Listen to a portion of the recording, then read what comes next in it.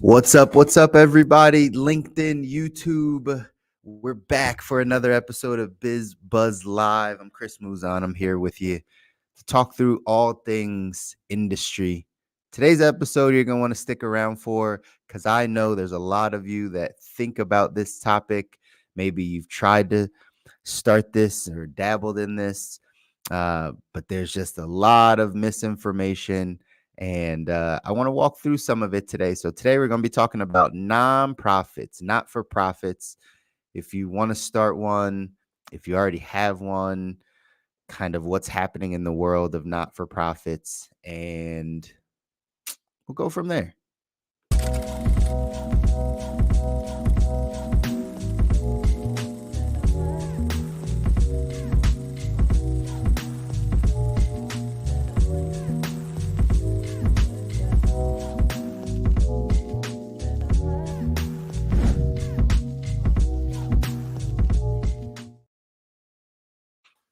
All right, y'all. Welcome back. Welcome back again. I'm Chris Muzan. I'm your financial coach, financial therapist. I really sit down and teach people and educate people about money. Been in this financial coaching space for the past 10, 11 years or so. Also do insurance. And these are some of the things that over the time of me sitting down with tons and tons of clients and tons of people, these are the conversations that continue to pop up. Whether we are talking about insurance, investments, savings, debt, estate plans, whatever it is, retirement accounts, whatever we're talking about when we sit down, naturally the conversation comes back to cash flow, comes back to just, well, what comes in and what goes out? How are you making money and how are you keeping and or not keeping the money that you're currently making? And so we started this show, BizBuzz Live, so that we can talk about the top end of cash flow, which is how do we bring in money? How does money come into our life? How does it flow into our life? What are the mechanisms? Do we just have a job and that's the single stream of income that feeds the rest of our financial life? We have, maybe it's a good paying job. That's relative, right? That's why I put the air quotes around it, because a good paying job is relative. Some people think $70,000 a year is a good paying job. Some people think that $180,000 a year is a good paying job. Who knows, right? But maybe you just have that one stream. Maybe you have that job and you have a side business. You do a little something on the side, and that's how you think of it, as a side business. The job is the main thing. This business is just a little side thing. Maybe you got a couple side gigs. Maybe you got little things. You're in the gig economy. You walk dogs, or you Airbnb or something. I don't know, right? You got little gigs. You do Uber, you do delivery services. I don't know what you do. Maybe you're a full-bred entrepreneur. Maybe you're a full business owner. Maybe you're building a business and you have been building a business and you don't have a job. You don't have that steady stream of income that people covet. Regardless of where you sit in that spectrum, it's important to understand how this affects the rest of your financial life. And typically, when we're having these conversations, we're not looking at the ways to make more money, to bring in more money, to raise our increase our discretionary income. But that's the key. If I've been having these financial conversations with a lot of people, people aren't doing the greatest right now in their discretionary income. Cost of everything's going up, income staying the same. Doodads, right? Your car breaks down, you need a window replacement, you need a tire, something happens in your house, your kid needs something. Those we call the doodads. They keep popping up more and more, it seems like. So what are we going to do to be able to bring in more money? That's what the conversation is around. We're going to talk all things, again, industry, all things career, all the stuff that you need. Today's show, though, want to talk about this topic around the not-for-profit. The not-for-profit.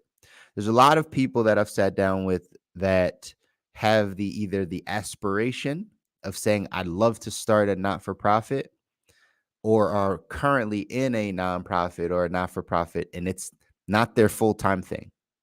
Right? It's their part-time thing. It's some people might call it their passion project or whatever their heart's drawing them to, but it's not normally that big or whatever the case is. But I want to have the conversation around it because some of you might know, right? I was briefly, very, very briefly, um, the executive director of a not-for-profit.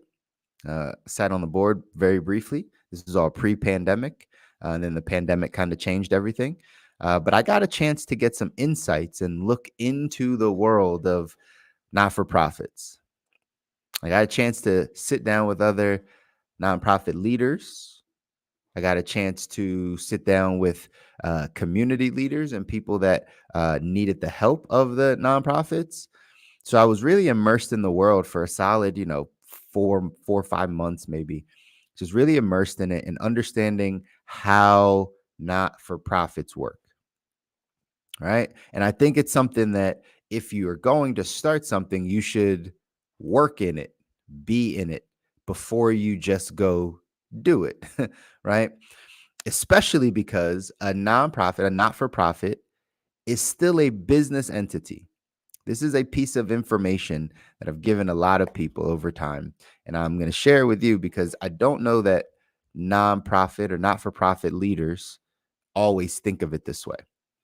But whether it's a for profit business or a not for profit business, both are businesses.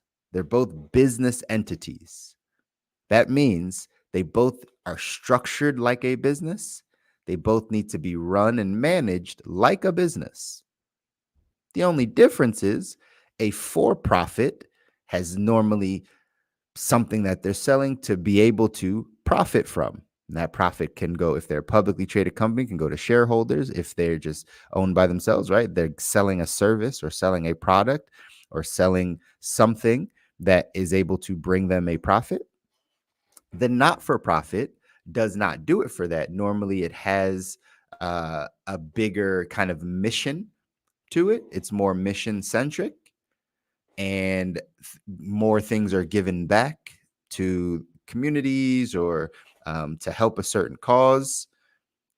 But whether it's a for profit or a not for profit, they're both businesses. So, what I found by working in the not for profit space for a little bit of time, what I realized was there's many nonprofit leaders that have huge hearts. Matter of fact, I'd say all of nonprofit leaders. Like, I'd go to say that because there's not really many reasons to start the nonprofit unless you have a big heart for whomever you're going to serve or whatever you're going to serve. Always have a big heart. That's what leads them. It's their mission, it's their heart. It's the fact that what they are putting time and energy to is fulfilling. It gives back, it gives to them. That is where the not-for-profit leader, right, goes above and beyond. Whether they're trying to save children, whether they're trying to eliminate food insecurity, whether they care about the homeless, whether it's around some form of a sickness or some disease or ailment, whether it's for inner city children, whatever the mission is, whether it's to save the cats or the rainforest or the monkeys or whatever, some endangered species, whatever the not-for-profit leader has in their heart, they have a big heart for it. What I also found out was that almost all, there's a few out there, I'm sure, but the majority of nonprofit leaders have very low business acumen, like actually how to run a business. They lead with their heart. So a lot of times that's why if you get around a lot of not-for-profits, the board of the nonprofits become advisors. They become business people. They become business leaders, those types, because the people that act naturally are driving the bus, so to speak, are just real heart centric, real people centric, real focused on their mission and saving what it is. But they need to surround themselves with people that understand business, that understand money, financing, right? Marketing, sales. Like you gotta surround. That's why the boards of a lot of these nonprofits have that on the board, because they need the advice. They need to understand how the taxes work. They need to understand how to set up things for their staff if they want to grow. They need to figure out the marketing side of things and how to get more attention. They need advice around that. But regardless, a not-for-profit or a for-profit, they're both business entities. So we got to treat them like businesses. We got to start treating a nonprofit like a business. And what I've seen is there are a lot of people that start nonprofits, not-for-profits, that don't run it fully like a business that they want to scale.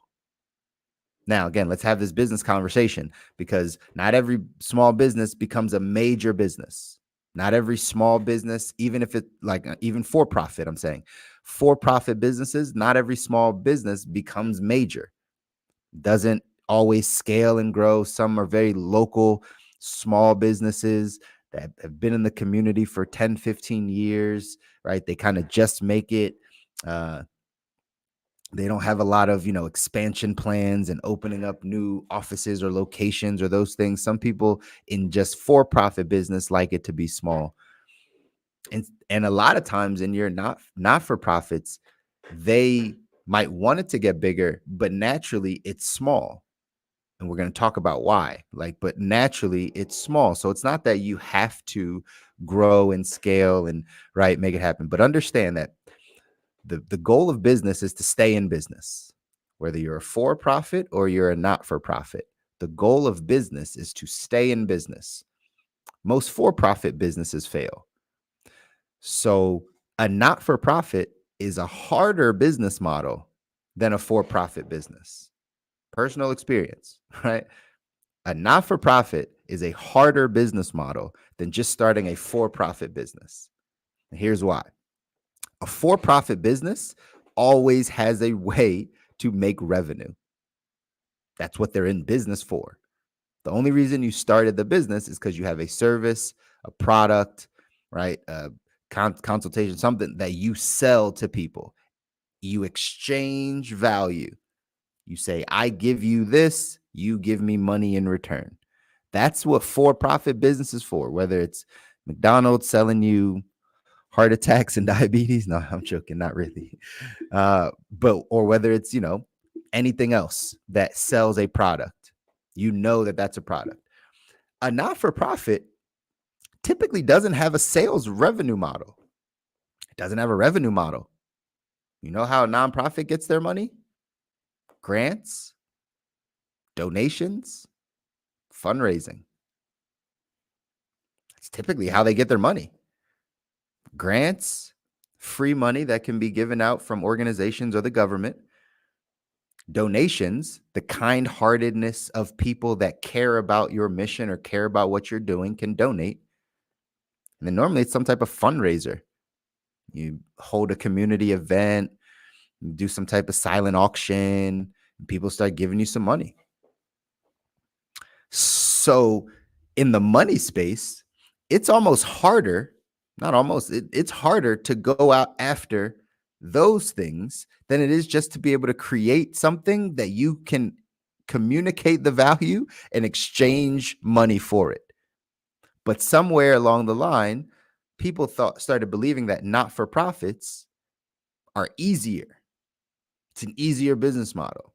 Oh, I just want to start a nonprofit. Most of the nonprofits struggle. Why? Because they don't have a way to generate income. They don't have a way to generate money.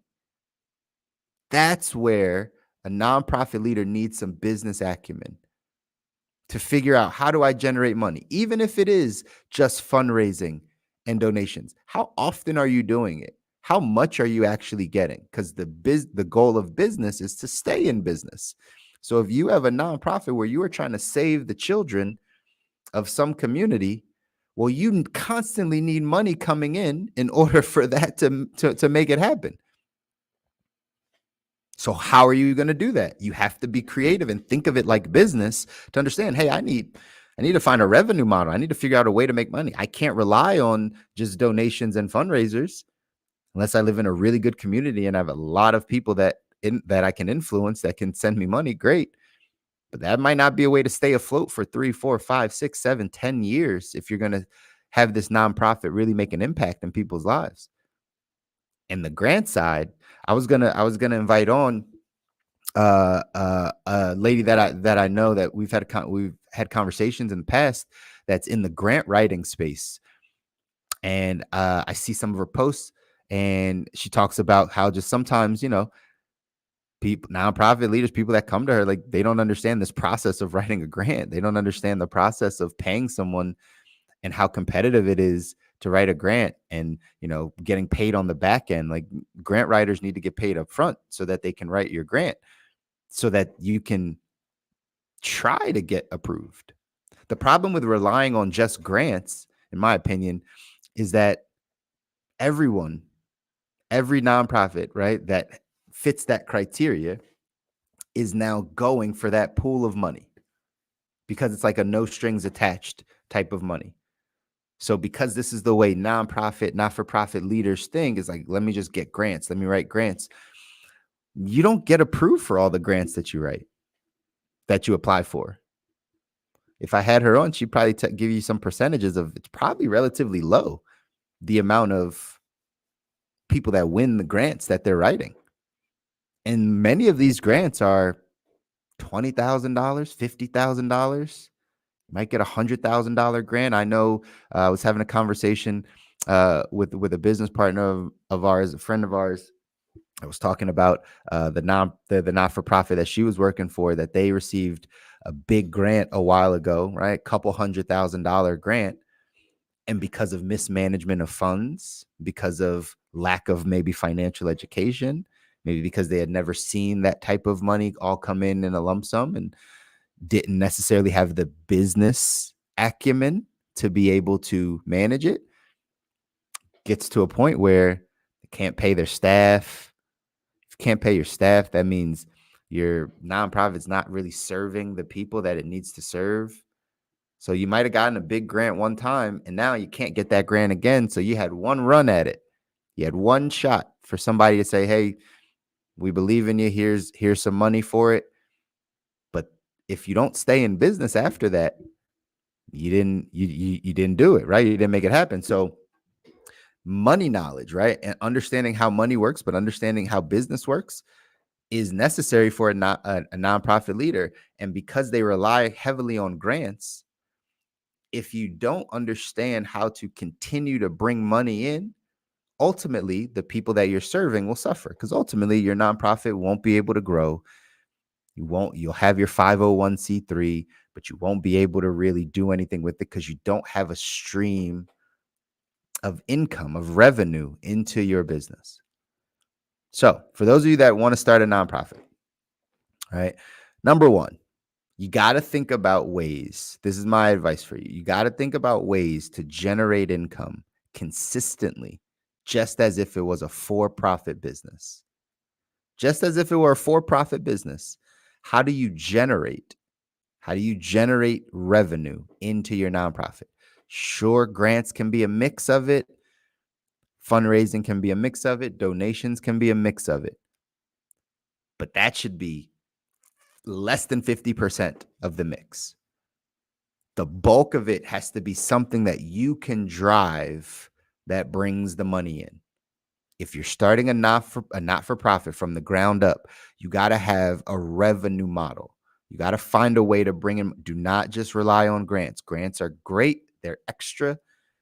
That means someone believes in you, but your business cannot be dictated by the handouts from someone else. That's not business. That's charity, right? That's you as the leader of the nonprofit. You have to drive the business just as if it were a for-profit. Okay. Secondly, right, just some things I've seen. Don't be entitled. If you're a nonprofit, a not-for-profit, don't be entitled that you believe everyone should donate to your cause. Everyone's fight. Your fight is not everyone's fight. What you do is really good, but it doesn't mean that everyone needs to donate to you because they want to save the rainforest, or they want to help the starving children in a country, or they want clean drinking water, or they want to make sure, right, homelessness goes away in certain cities. Like, those are important topics, but your fight won't be everyone's fight. And you can't be entitled to believe that everyone should just donate to you because you have a good cause, that you should just get money because what you're doing is good. Don't be entitled to it. Really have a revenue model and really learn how to go talk about what it is that you do and be able to create a revenue stream from it. And then donations and things are a blessing on top of what you're already creating.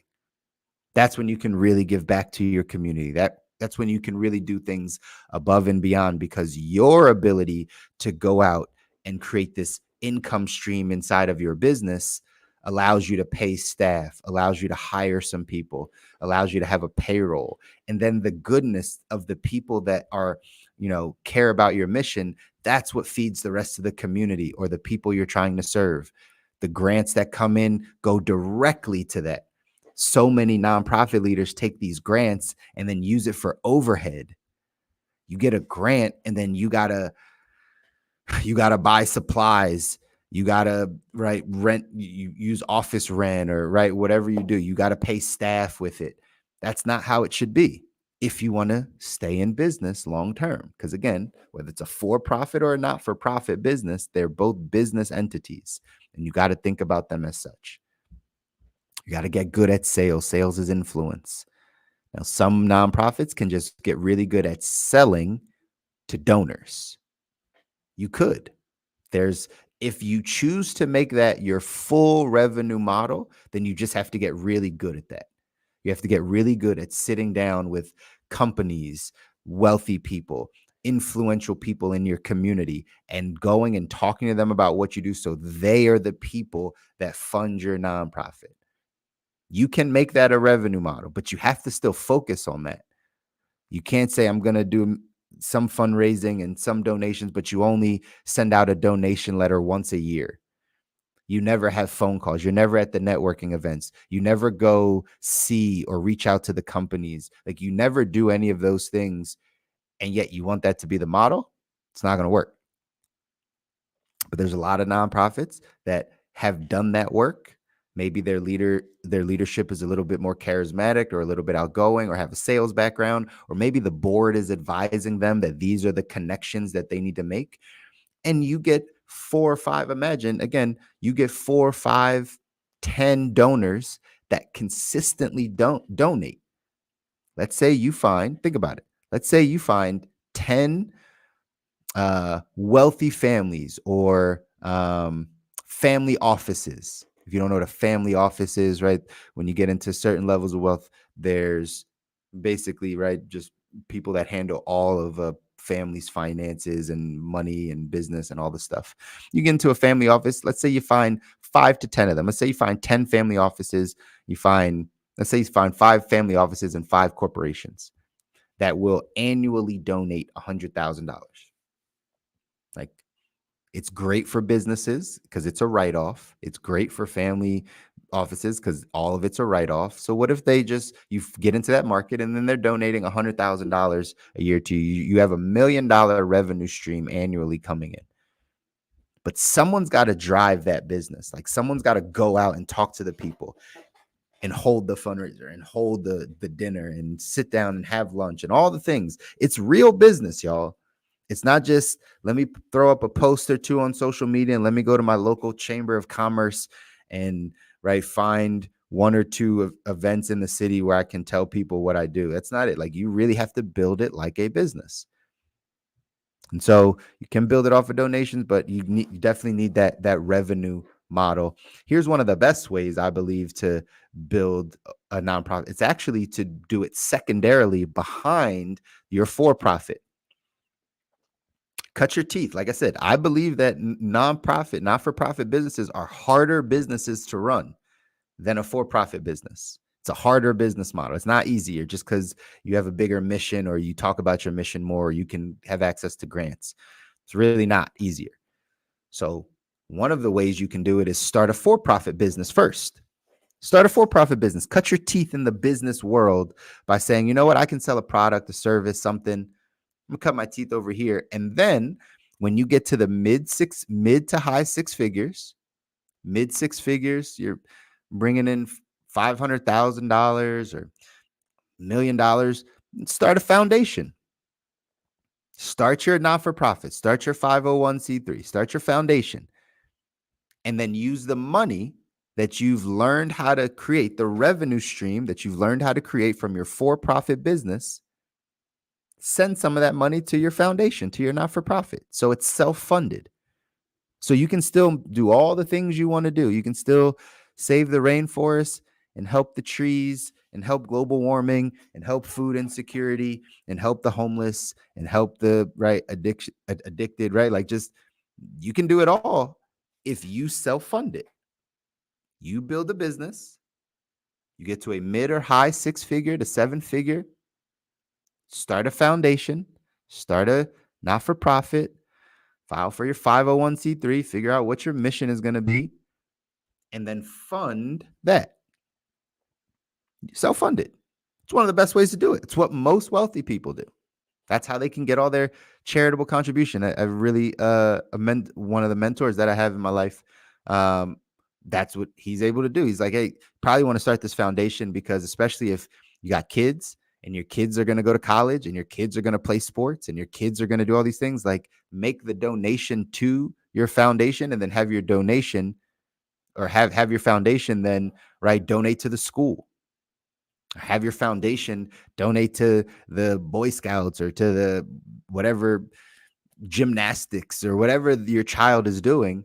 Do that out of your foundation. It all becomes like write-off. It all becomes tax-free, right? So at the end of the day, there's rules to this.